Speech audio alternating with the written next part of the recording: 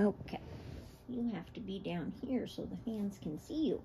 Come get your buttercup down here. So let's talk the Jesus and Mary marriage theory. So what evidence is there possibly? Because there are some clues in the Bible.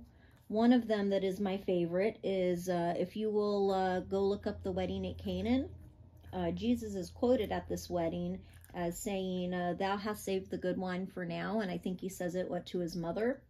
Back in that day, marriage custom, that would have been the groom's job to provide the wine for a wedding.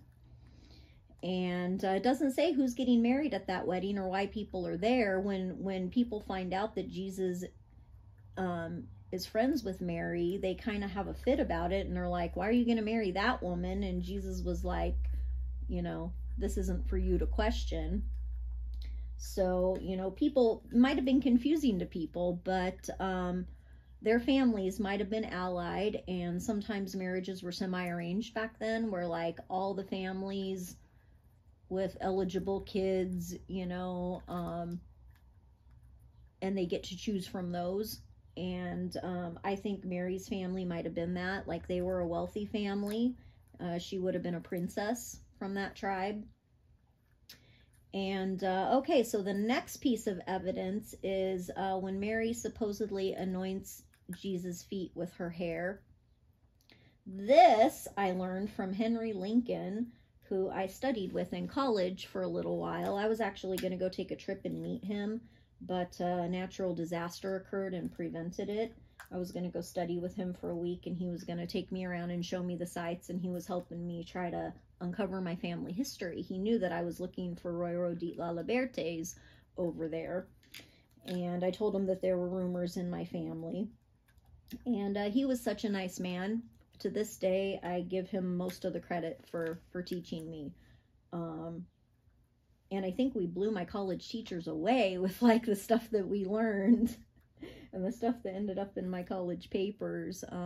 My history and English teachers were really impressed, and they told me I should turn my research into my capstone or thesis project for graduation. So I was going to do that. I haven't been able to finish college though, because everything in my life, everyone and everything had to get in the way every single time. Now I'm 46 and stuck at home, with health conditions most of the time, in fear for my life.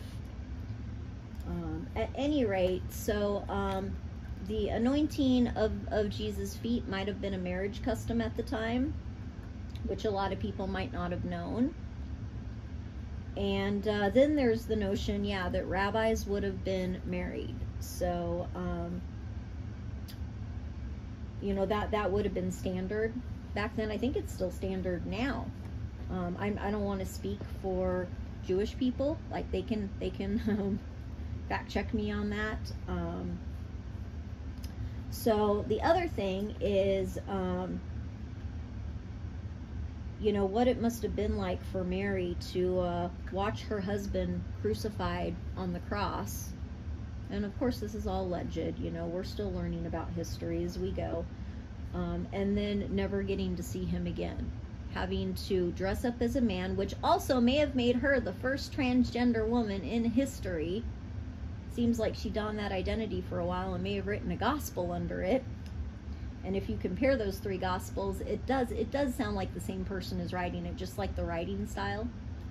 And John was the beloved disciple, but they also called Mary Magdalene his beloved, whom he used to kiss often.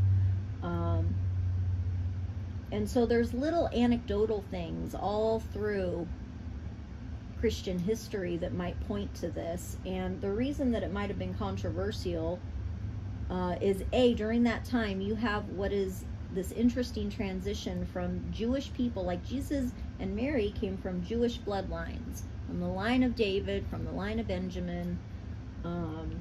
They came from Jewish bloodlines, and we're at this point in history where there is this slow migration towards a Christian way of thinking and a Messiah, and Jesus is supposedly that one. The reason that they called Jesus the Messiah was because of the conjunction that occurred, the Star of Bethlehem, when he was born. There is a little tradition, I think Da Vinci might have hinted at it, of some people thinking that John the Baptist should have been the Messiah because he was older.